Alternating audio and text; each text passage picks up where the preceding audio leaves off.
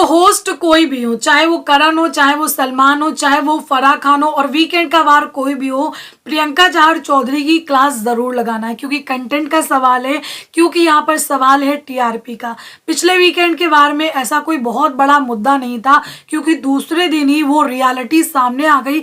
Big boss के साथ साथ शालीन भी एक्सपोज हो गए। शालीन की वजह से प्रियंका को वैम्प बोला गया था, शालीन की वजह से प्रियंका को बोला गया था, टीना को बोला गया था कि मोस्ट हेटेड कंटेस्टेंट है। और उसके दूसरे दिन शालीन बनौत एकदम खुशी से नाच रहे थे, खुश हो गए थे। तो अगर ऐसा रियल में कोई प्रॉब्लम होता है, जैसे कि डिप्रेशन बोला गया था, तो अगर सच में ऐसा कोई प्रॉब्लम होता है तो इंसान इतनी जल्दी रिकवर नहीं हो जाता है, उसके लिए टाइम लगता है, साथ ही थोड़ा वक्त लगता है। लेकिन टीना के जाते ही वो नॉर्मल हो गए थे। उसको डिप्रेशन नहीं, उसको एंजाइटी इंसान बोलता तो ठीक लगता कि उसकी एंजाइटी का आपने सवाल बनाया, लेकिन एक बहुत ही बड़े मजबूत वर्ड को यूज किया गया और प्रियंका की क्लास लगाई गई, जो कि कहीं ना कहीं गलत थी और उससे वो खुद भी गलत साबित हो गए इस बार, क्योंकि ऐसा इनके पास कोई बड़ा मुद्दा नहीं था। प्रियंका ने टॉर्चर टास्क में भी इनको मौका नहीं दिया, जिसकी वजह से अभी क्या मुद्दा निकाल के लेकर के आएंगे। तो यहाँ पर जो मुद्दा है वो दोस्ती का मुद्दा है, कि प्रियंका की जो दोस्ती है बिग बॉस के घर में किसी के साथ भी, मतलब उनका कोई भी रियल दोस्त नहीं है, किसी एक के साथ भी उनका ऐसा रियल रिश्ता नहीं है। मुझे लगता है कि करण जौहर ने इस बार सिर्फ स्क्रिप्ट को फॉलो किया, शो को फॉलो नहीं किया है, क्योंकि अगर वो शो को फॉलो करते तो उनको पता चल जाता कि उसने दोस्ती भी निभाई है। भले ही टीना से उसकी लास्ट हफ्ते में दोस्ती हुई, लेकिन दोस्ती हुई है और अपने दोस्त के साथ वो खड़ी रही है। टीना ने उसको अपना दोस्त सच्चे दिल से माना। सुपरस्टार सलमान खान प्रियंका को बोल रहे हैं कि तुमको ये यूज कर रही है, लेकिन बंदी फिर भी अपने दोस्त के साथ खड़ी है। और यही एक बड़ी चीज थी जिसकी वजह से टीना का दिल यहाँ पर प्रियंका ने जीता था। टीना कहीं ना कहीं ये समझ गई थी कि यारों की यार है प्रियंका चहर चौधरी। प्रियंका जैसी दोस्त हर किसी के पास होनी चाहिए।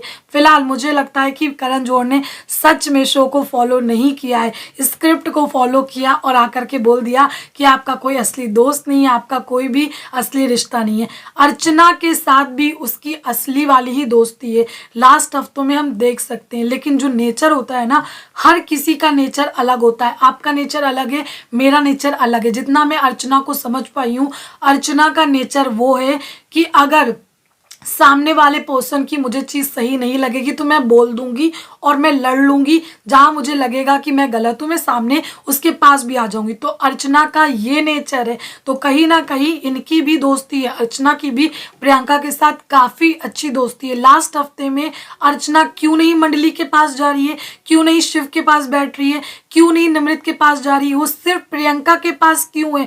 तो यहाँ पर ये सारी चीजें भी आपको देखनी चाहिए। साथ ही शिव ठाकरे ने फौरन उस पर यह बात बोली है कि मतलब लोग इसको ऐसे चाहिए जो कि इसकी हाँ में हाँ मिलाए। तो अगर ऐसा सच में होता, हाँ में हाँ मिलाने वाले लोग ही उसको चाहिए होते, तो अर्चना के साथ उसकी जितनी भी दोस्ती देखने को मिली है, तो अर्चना से उसकी दोस्ती होती ही नहीं कभी भी, क्योंकि अर्चना वैसी बिल्कुल भी पर्सन नहीं है जो कि हाँ में हाँ मिलाए। उसका मुद्दा होता है, वो अपने मुद्दे पे बात करती है, तो हाँ में हाँ मिलाने वाली वो पर्सन है ही नहीं। फिलहाल एक और चीज बोली गई है, वो ये है कि अगर मतलब आपके खिलाफ कोई भी आवाज उठा लेता है तो आप क्या करते हो, लात मार देते हो सामने वाले पर्सन को। ऐसा किसके साथ हुआ है, मतलब किसके साथ ऐसा हुआ जिसको लात मारी है? सेल्फ रिस्पेक्ट नाम की भी कोई चीज होती है। अगर इंसान अपनी बिल्कुल रिस्पेक्ट ही नहीं कर रहा है, अपनी सेल्फ रिस्पेक्ट को भी यहाँ पर कचोड़ रहा है, तो फिर क्या इंसान होगा? अगर अर्चना गौतम प्रियंका को कुछ बोल रही है, बुरी बुरी बातें बोल रही है, अगर आप ये चाहते हो कि प्रियंका उसको सहे और बोले कि अर्चना कोई बात नहीं, तुमने बिल्कुल सही कहा है, अगर मंडली उनको कुछ गलत तरीके से पोर्ट्रे करे तो वो ये कहें कि चलो सही कहा है, इसको बोला जाता है कि आप मतलब तब आप बोलोगे कि बिल्कुल सही गई हैं प्रियंका चहर चौधरी, उन्होंने किसी को भी मतलब लात नहीं मारी जब किसी ने उनके खिलाफ आवाज उठाई है। वेल, इंसान मुझे वही सही लगता है जो खुद के लिए खड़ा होता है, और इंसान अगर खुद के लिए नहीं खड़ा हो रहा तो दूसरे के लिए क्या खड़ा होगा? तो पहले खुद के लिए इंसान खड़ा होगा।